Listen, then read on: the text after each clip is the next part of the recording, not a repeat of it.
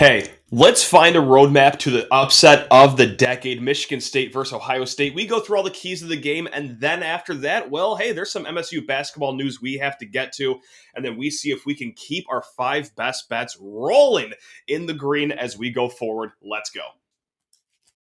Are Locked On Spartans, your daily podcast on the Michigan State Spartans, part of the Locked On Podcast Network, your team every day.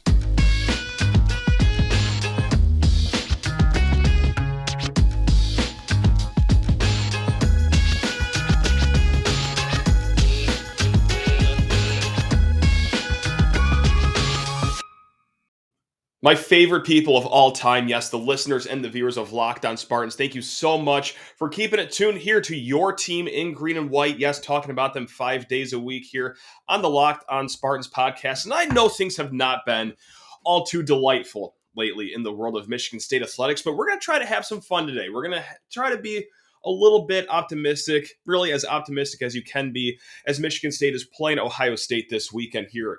We'll get to all that in a little bit, but first, hey, today's episode is brought to you by Underdog. Sign up on UnderdogFantasy.com with promo code LOCKEDON and get your first deposit doubled up to $100. That's right. So, hey, before going any further, please rate, review, and subscribe here to this podcast, or if you ever want to reach out, LockedOnSpartans.com.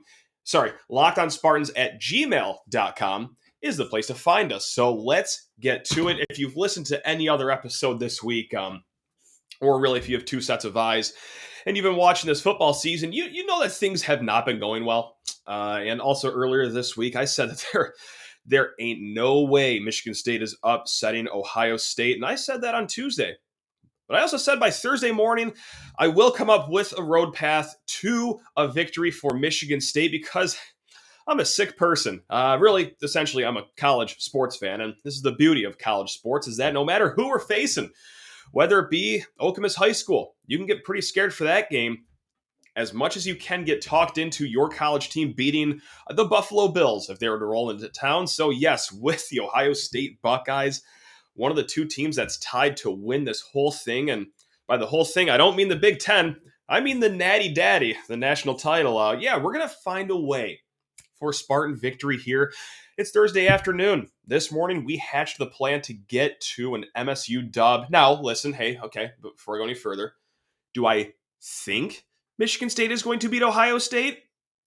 Okay, I'm not that dumb. No, I'm not saying that. However, if it were to happen, this is how it's going to happen. So let's take some peeks through some little windows that maybe open up a big door of opportunity here for Michigan State. And look, hey, what I filled my brain with is convincing myself that Ohio State, yes, a roaring start to the season, 5-0 so far, and they've been thrashing everyone. They've had a pretty mid schedule, though. Just working our way back here. They just played Rutgers. They played Wisconsin the week before that, Toledo the week before that, Arkansas State the week before that, and a Notre Dame team that, well, turned out really not that good anyway. And on top of all of that, they've done that all at home. Home is pretty easy to win for most programs. And so, yeah, this is their first road game of the season for Ohio State. How you can wait 6 weeks in college football to play your first road game is completely beyond me, but I digress. Here we are. So, hey, maybe vibes are a little different with Ohio State once they hit the road, come to Spartan Stadium. And look, CJ Stroud had a slight dip on the road last year. Like, for example, he had 3 interceptions on the road and only 2 at home last year. He only threw for 68% completion on the road versus 72% at home. Now, you might say to yourself, those are still incredible numbers.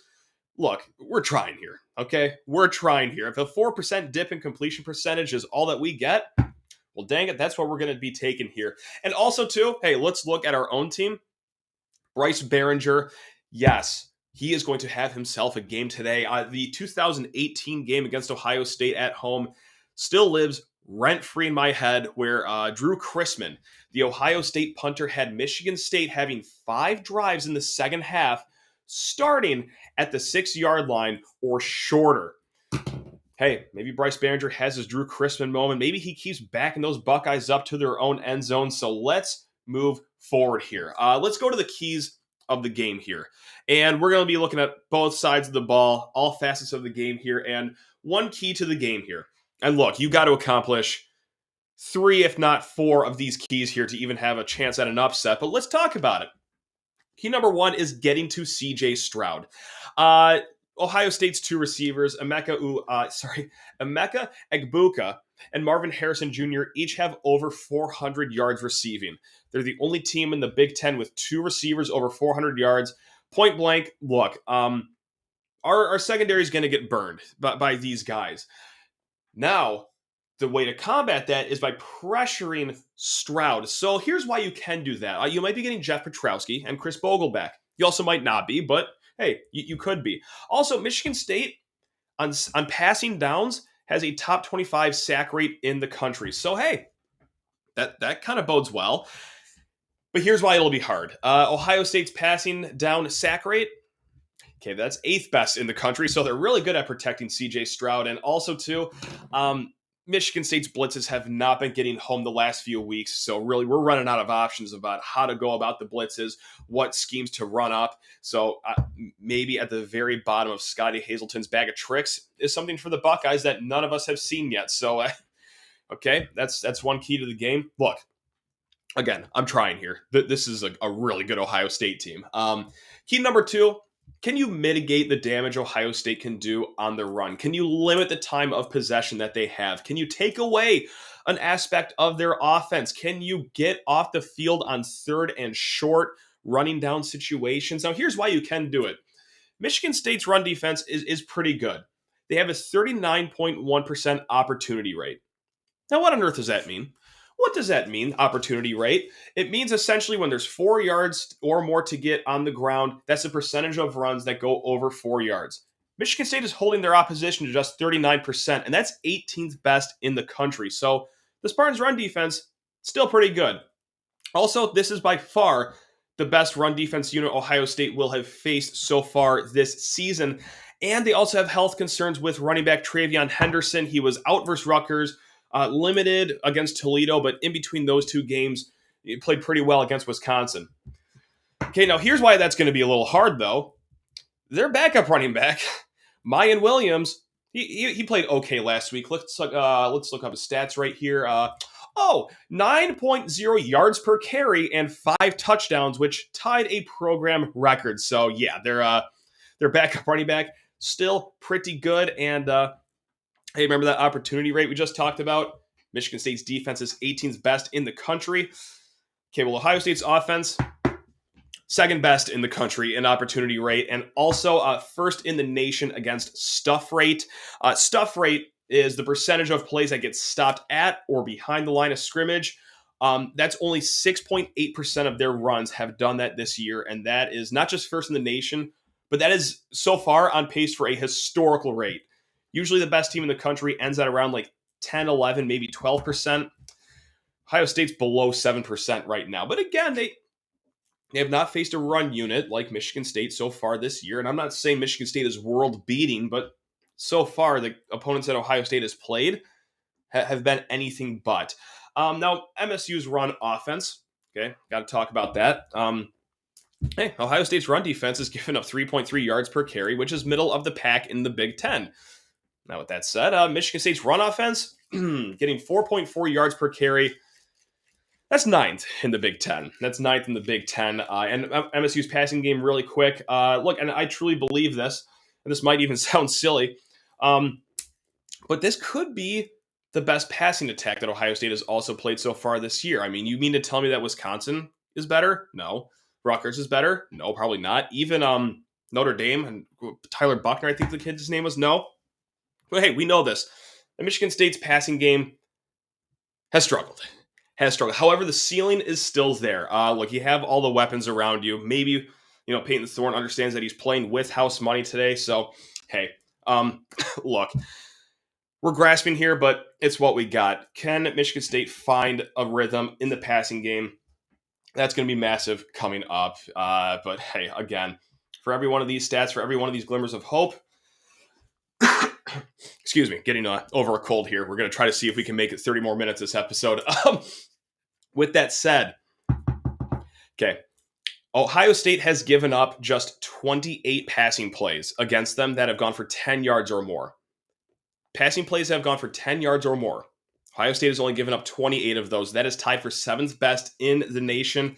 For reference, and you all sitting down for this one, Michigan State, their defense, they've given up 65 of those, which is 4th worst in the nation. So, yes, it's easy to say that the passing game can maybe possibly get going, but man, Ohio State is really good at limiting the big plays. And after all this talk, there's no wonder why Ohio State is a juggernaut, rated as a top 3 team. The odds-on favorite to win the whole national title. But hey, you know what? If there's the path, you got to accomplish at least 3 of those 4 goals. Bryce Behringer has to have a good game. Muck this thing up, get the ground game going, limit their ground game, especially on 3rd and short. So, hey, look, I know that not a lot of us are expecting to win here, but I'll be damned if I wake up on a Saturday morning anytime this fall and for at least a second think that Michigan State might have a glimmer of hope here. So that's the best I could do for you here for Spartans versus Buckeyes. We're going to flip the page here and actually move sports in a hot second. I just need to talk to you folks about Underdog Fantasy after I take a quick swig of water here. That's some great H2O. Underdog Fantasy is here to get your college football Saturdays absolutely, positively popping. This episode is brought to you by Underdog Fantasy, gang. It's the easiest place to spice up your college football. It's so easy to set up. Get your college football Saturdays started on the right note with Underdog Fantasy. Hey, look, you just download it from the App Store or head to UnderdogFantasy.com and you get started so fast with promo code LOCKEDON. That's one word, just Locked On. And Underdog is actually going to double your first deposit up to $100. That's right. Deposit 100, get 100 from free. And so from there, you go to your favorite sports teams, or hey, maybe sometimes your least favorite sport teams. Whatever picks you're feeling the best, you just pick a bunch of over-under for stats. Like, hey, over Peyton Thorne passing yards, under Jaden Reed reception yards, over Travion Henderson rushing yards, and bada boom, bada bing, you got yourself a $5 bet to win $20. Hey, it's all for fun, or hey, it could be for winning some sweet cash. So go to UnderdogFantasy.com. or find the Underdog Fantasy app in the App Store or Google Play Store. That's Underdog Fantasy with promo code Locked On. That's all one word for deposit $100 and getting $100 for free. It's easy. It's fun. Get in on the college football pick'em action today at Underdog Fantasy. And before hopping onto the basketball court here, hey, thank you so much for making Locked On Spartans your first listen every single day here on the Locked On Podcast Network. 5 days a week. No matter how good the season goes, no matter how bad the season goes, we will be here to talk about your Michigan State Spartans because, hey, we still can't get enough of them. We love our boys, so away we go to the basketball court. Quick piece of information from Thursday. The Big Ten unleashed their preseason All-Big Ten team. 11 names on this list, and Michigan State got one player on the list. Not bad.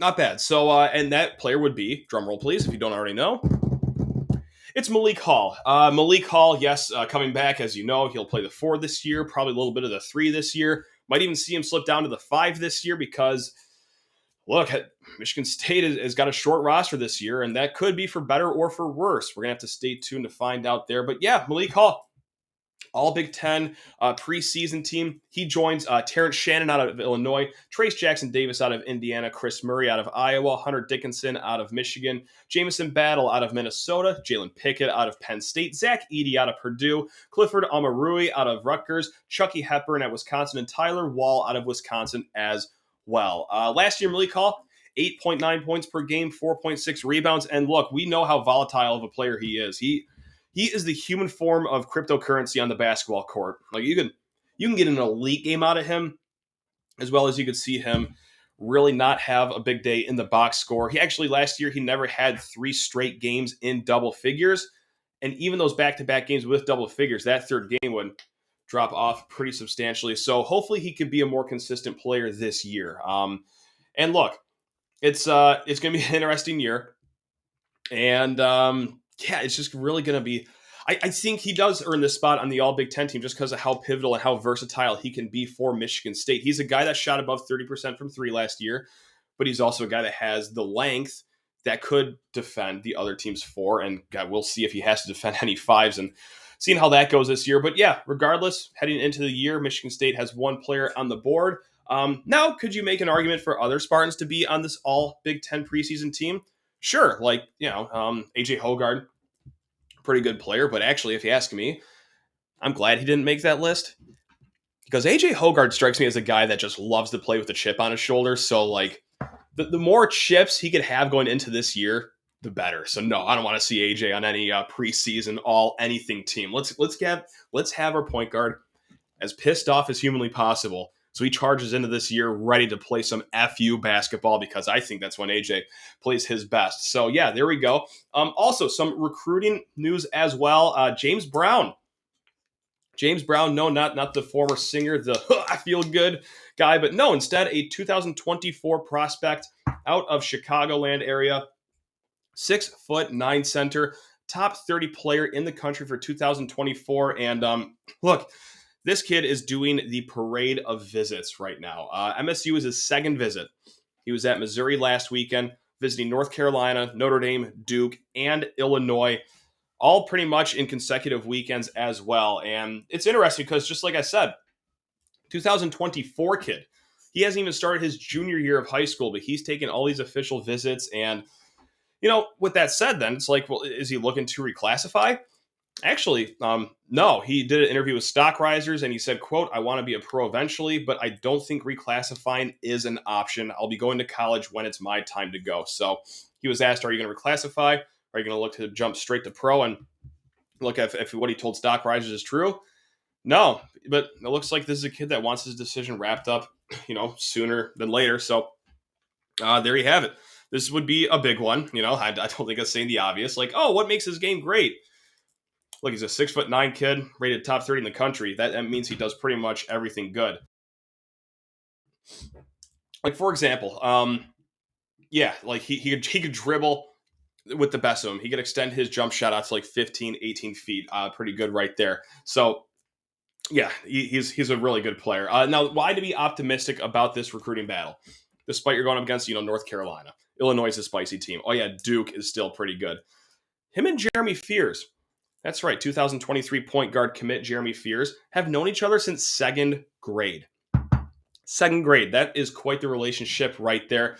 I don't think Fears will be one and done. I think he'll be sticking around 2, 3, maybe even 4 years. So this would be an opportunity where these kids get to play with each other. Now, also, why to be optimistic about this is Izzo and company have afforded themselves the chance to put so many eggs in the basket of 2024 kids because their 2023 class is locked up. They have an all-star cast for 2023. So, look, with all things considered, Michigan State can put the eggs and all their energy into recruiting the 2024 class. It's quite remarkable, actually, to have your 2023 class locked up before either of these kids start their senior year because, look, you feel good about what you have in 2023. All the kids are pretty solid commits. All right, let's go shopping for 2024. Let's get ahead of the game. And yeah, not every program can say that. God, there's still some programs in your own conference that aren't even halfway done with their 2023 class. But if you could focus a lot of energy, there you go. There you have it. That's awesome. And so that's the official visit of the weekend. There's also Jace Richardson. He's taking an unofficial visit. Same deal. 2024 kid, 6'2" point guard, top 50 player in his class. And oh yeah, the son of Jason Richardson. So how fun is that right there? So Midnight Madness also going to be happening, or okay, not Midnight Madness. It's like Spartan Madness or whatever they call it now, because well, the program starts at 9:30 p.m. The doors open at 8:30. So if you're in the area, I would highly encourage going to this. Whether, just like we talked about 2 days ago, like if you're just a big State fan, you want to go with a buddy, that's great. But also, it's a great opportunity to go with kids. Like this truly is for all ages. It's a lot of fun. So doors to the Breslin Center open up at 8:30. There's autographs with the men's team, the women's team, all that fun. And yeah, you got the drum line, you got the cheerleaders, the dance team, Sparty there. So it's really a cool opportunity to get over there. No doubt about that. And also, Draymond Green punched Jordan Poole. I can only assume that Draymond Green is innocent in that right there. I will comment no No longer on that. No, actually, I will comment a little bit more on that. Draymond Green likes accountability, and if the rumors are true that Jordan Poole was starting to get a little lippy and he's changed his attitude because he's got this big extension coming up, what better to put you in your place than, well, Draymond Green? So there you have it. All right, let's rifle through our 5 best bets here in a hot segment. First, I need to talk your ear off about Acre Pro, Midwest Farm Group, your local farm land specialist. Because when it comes to land sales, it pays to have experts in your corner. With decades of experience in Corn Belt agriculture, no one knows the market better. Whether you're doing a 1031 exchange, expanding your operation, or selling a row crop farm, your local Acre Pro agent will walk the land with you and ensure the deal is done right. And great service is just the beginning. Acre Pro provides unparalleled land data, including soil ratings, elevation, flood zones, and land valuation across parcels so that you can get the full picture up front and be confident in the entire land market. Your agent will cater to each of your individual needs and help you navigate the complexities of buying and selling land so that the process is made simple. Experience the ease of Acre Pro by working with farmland specialists like Kyle Rule, Brady Hammond, Neil Hurt, and Kyle Spray. Visit acrepro.com or call 765-587-3185 and talk to your local land expert today. Again, that's 765-587-3185, Acre Pro, Midwest Farm Group. Let's get into it. This is big for us because 2 weeks ago, the 5 best bets did not go well whatsoever. But hey, last week we went 3-2. So that puts us at a grand total on the season of 16-14 on the... Excuse me, just need another sip of water. Last week we won under 60 in MSU versus Maryland. Okay, great, awesome, fantastic. Michigan -11 against Iowa. Awesome, yeah, thrilled I won that one too. And then Illinois +7. We did not need those points whatsoever. And we also lost, over 50.5, Georgia Tech at Pitt. Thank you, Pat Narduzzi, for your service. And then Iowa State -3 at Kansas. This week, we're going to start with the Buckeyes against the Spartans here. Let's just get this out of the way. Yeah, did we open the portal in the first segment to a Michigan State victory? Yeah, sure, that was fun. But is it going to be reality? I have a little hard time believing that. So we will be going with, unfortunately, Ohio State -25.5 versus Michigan State. Ohio State, look, is just that good of a team, right? I mean, they check all the boxes on defense, whether it be the passing game, the run game. Check all the boxes on offense. That I don't have to tell you. You can always count on Ohio State for a great offense. So, unfortunately, 25.5. I hope to see Michigan State still have some fight in them, some good body language, because, look, you go to 2-4 on the year. Obviously, you were a top 15 team in the preseason. You see things go this off the rails. I can understand why, body language or attitude might start to go out the window, but hopefully it's not the case on Saturday. And then really quick, as my voice is barely clinging on to the rest of this episode, TCU -6 versus Kansas. This Kansas Jayhawk thing has to end eventually, and TCU's offense is amazing. And also, I don't know how Kansas gets 14 home games this year, but hey, good for them, I guess. But no, that's got to end eventually. Texas A&M +24.5 versus Alabama. Bama is getting 63% of the bets. 24.5% is way more points than I think a lot of people realize. And yes, I know that Alabama wants to drop the hammer on Texas A&M, but I don't know if that's going to be possible with Bryce Young hurt. And even if he does play, how well is he going to run? And speaking of running, their backup quarterback is a great runner, but I just don't think his arm is necessarily there. So I think A&M can keep it respectable, losing by 19 points instead of 39 points. So Wisconsin at Northwestern, that's a disgusting game. Under 44 points is what we will take for that. And then Texas, Oklahoma. Oh boy, at noon, the Red River rivalry shootout, whatever they call it now. I'm going to go under 65 there. I don't trust Oklahoma's offense at all, but I also think their defense is better than was led on to believe last week against TCU. TCU is just a pretty good team, especially on offense. So yeah, I think that water's going to find its level, so we're going to go under 65 there. So to recap the 5 best bets, Under 65 in Texas, Oklahoma, Wisconsin at Northwestern, under 44 points, Texas A&M plus 24.5 versus Alabama, TCU -6 versus Kansas, and then the Buckeyes -25.5 versus MSU. Again, all these lines courtesy of betonline.net, your number one sports betting experts. We will be back on Saturday. Should I not get any more under the weather? Should I still have a voice after cheering on the Spartans this weekend? It's going to be great. We will be back this weekend sometime, recapping the game. And once we funnel into next week, you know where to find us. Locked on Spartans. We do this 5 days a week here. Now go enjoy the rest of your weekend. Love you all. Go Green.